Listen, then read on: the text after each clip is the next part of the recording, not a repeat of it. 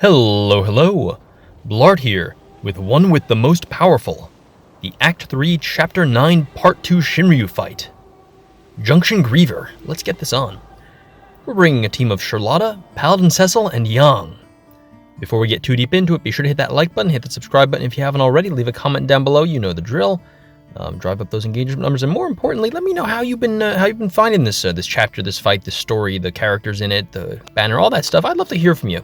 Write me an essay. I want to see an essay from you, 500 words or less. I have no idea if YouTube comments can support that. But anyway, the gauntlet's been thrown. Good luck, guys. So what do we got going on here? Well, for one thing, I'm pretty late. I think that this fight came out yesterday and a half, basically, and it's taken me a bit of time to get around to doing it. Life's kind of got in the way this week. It was wild stuff, but it's okay. We actually have a pretty safe and simple team for dealing with this fight. I was pleasantly surprised to find how well this squad worked. Because I had heard that there's some tricky stuff going on here, and I wasn't sure what to expect. We got Ultimisha there, Junction Griever, final boss of FF8, alongside an Irvine mannequin, because, I don't know, it's been a while since we've seen like a hyper deadly mannequin, I feel. I'm gonna go ahead and hit that crystal ray with Charlotta. We got Yang going back and forth. I gotta say, Yang feels so good now that his LD buff lasts basically the whole fight, because you can use him on a conventional team. He doesn't have to just support turn hoggers like Terra and whatnot. Here we go. Now we're, if your volume was too low, I think it might have sounded like there was no music, so I apologize for that. But yeah, no, we got some music going on. Been saving this for this fight. Let's go. Possibly one of the best. I think this might be my favorite final boss music of any Final Fantasy. It's up there. It's really up there. It's really good. Anyway, yeah, Yang, great for off-turn damage teams, great for turn hogger teams, great for just regular ass, we're gonna go and then you're gonna go, then we're gonna go teams like this one. As you can see, Paladin Cecil is just doing a tremendous job of keeping us safe from Irvine Mannequin. I was kind of shocked by how well he keeps us from taking any damage whatsoever from them. I think it's just that, because Yang and Charlotta don't really do anything aside from preventing breaks to actually keep us safe, but you can see here, just Cecil's defensive auras are just... we've devoted the entirety of our call setup to delaying, because that's one of the mechanics of this fight. As you can see here, they warp, take 3 turns, and become immune to HP damage until you delay everyone. So both of them, or if the mannequin's dead, just them. Luckily, thanks to Yang, we can counter and prevent them from actually taking all those turns in a row. And then use the Cloud LD call to go ahead and break that. Hardening, I think, is the term that people are using to say when they become immune to HP damage. Hardening, which is maybe a little bit risque, a little bit, maybe just a little bit, but it's okay. I think, we like Pokemon here. Their Force Time, in addition to doing the HP attack, makes them delete your turns. It's spooky. So, and because of that, we actually are using our Force Time now. We're setting them up to basically screw themselves over. Yang and Cecil are both going to use the basic HP attacks to jack the force gauge up as much as we can, 200%. Not very much, but given the number of turns we're going to be seeing here, as you can see, there goes Charlotta's turn. Kick, kick. And so on and so forth. This is going to add up to a lot of damage. Something people were encountering in this fight is if they time their force time wrong, they end up maybe running afoul of the enemy force time while the enemy is immune to HP damage or something awkward, and there's a lot of awkwardness, so that's why I made a point of trying to push past the 80% mark before we went to force time. Yeah, Charlotta is we're actually using the non-burst phase version of Charlotta's BT, or force time.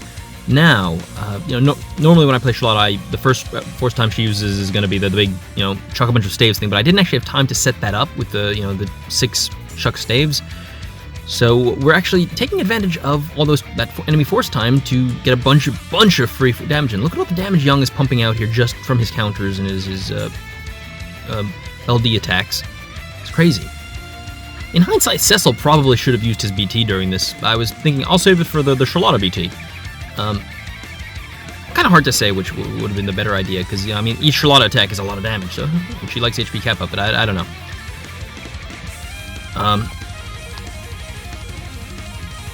But yeah, so a couple of little notes here and there. Nice big damage. Yeah, we're actually hitting the big good buttons now. Such as there we go, a chuck stave. Love to see it. That should have maybe been a BT plus, but anyway. Little Paladin Cecil note actually. I probably should have mentioned this in a previous video, but I realized I noticed that the timing of things worked. I noticed the timing of his EX and LD, or his like quest start LD overhead, was such that he seemed to always have 2 turns left of it when he had 2 skill uses necessary in order to charge his EX. And I was like, wait a second, that may make no sense to you, but the way I'm explaining it is, if you use Paladin Cecil, you're going to find that they've timed the way his LD buff start works so that you can open on turn 1 with his AA, and by the time you want to refresh it, you will have like kind of naturally pressed the LD to refresh the buff and now you have the free skill ready, and it really helps. The uptime is very clean there if you open with his AA C65 and then go into it. So that's just a little note there. As for Young, I've kind of in my head had this mental like, well, why would I use Young if I could just use Kain or Freya? The main reason I think is actually for teams like this, where you're going to be doing a balance of enemy and player actions. Because in both of the, if it's a turn hogger team or a counter team, something like a Kain or a Freya, you just kind of set him and forget him when the enemy's going to take a bunch of turns and you get a bunch of free damage, which doesn't spend Brave, so it's probably going to deal more damage than Yang does. Yang has the advantage of not needing that setup time, so in a case like this where, if we were using Kain, there'd be plenty of time during this fight where he'd be on the ground just because of how often turns are happening that aren't just like terror spam or something. So that's just something to think about. Not saying that makes Yang better or something, just saying he has different, not different use cases, because at the end of the day you can use him either, but his strengths are subtly different, I would say. Just kind of a more consistent way to get follow-up attacks. Anyway, we're using our bursts now. We've killed Irvine Mannequin. We are ready to just kind of try to blow this dude out of the water. I assumed that he would need to be delayed at 80% as well. I completely misunderstood what the thresholds meant. We are taking actually serious damage now, which is kind of scary. This means that when he hits his force time, that's going to be kind of spooky if he deletes all our turns. What it actually is at 80% of the first phase, he has to be delayed. At 30% of the first phase, he heals up and cleanses. I keep saying he. She? It? Griever? Junction Griever? Anyway, 80% here, I'm like, okay, we're going to need to delay him again, so let's go ahead and actually try to push him below 79% with Seymour Call. And we did. And, well, that did nothing. So, anyway, the last threshold there, the 30% on the second phase, is when the second delay has to happen. So, there you go, that's just some info. So as you can see here, I'm a little nervous because that's a lot of turn deletes that they've lined up. I'm trying to figure out what's the best way to handle this. It's kind of inconvenient, I have to say, because Paladin Cecil's holding the Cypher Call. I kind of reasoned with his high turn rate, he'd be most likely to end up in a position to be able to do 2 different delays at different points in the fight. I don't think I end up using either of them, so that's kind of annoying. We're gonna go ahead and use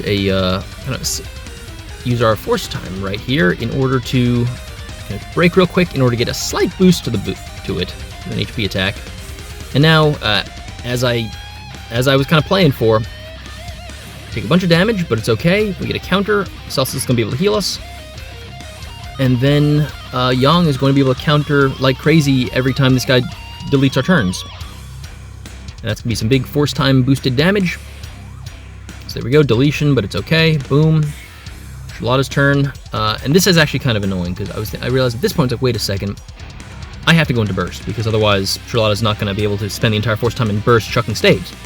So I was looking forward to a lot of Yang counters, but it didn't quite work out that way. It's okay, though, because it turns out Charlotta's busted. Look at all the damage she's pumping out here. We were at, like, I don't know, 60%, something like that. And look at where we end up at the end of this. There we go. Push them past the 30% threshold. Gonna hit them with that big burst. And once again, I was thinking, like, oh, maybe I can squeeze in some more counters, but it doesn't work out that way. Instead, they're going to go ahead and cut in the turn order and become immune to HP damage, that harden effect we talked about, delete our turns. Yang's going to break them. Thank goodness Yang is here, I gotta say. Off-turn damage, man, it's the future. So I'm going to go ahead and use Brothers Summon to delay them, actually. So handy tip there, you can bring Brothers for a free delay in order to make that work. And there we have it, Yang with the final hit of the Force time, killing Griever Junction, Junction Griever, he, they, she, it, Time Witch. Whew, did you see that? Almost missed the HP requirement there, 9,000 out of 10,000, Jesus. Anyway, thank you for watching. I'll see you in the next video. I hope you enjoyed. Adios.